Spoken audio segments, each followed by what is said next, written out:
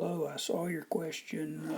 You want to rewrite this in function notation, which means you want to solve this for y, and write it as f of x.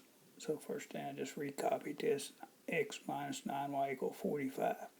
Well, you want to get y by itself, so I just added 9y to each side, or brought it over here and changed its sign. Subtracted 45, or brought it over here and changed its sign.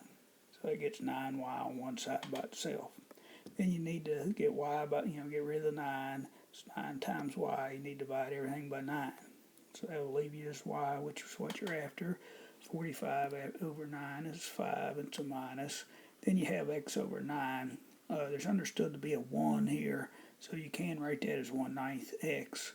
Right here seemed to be your question. So y equals 1/9 x minus 5.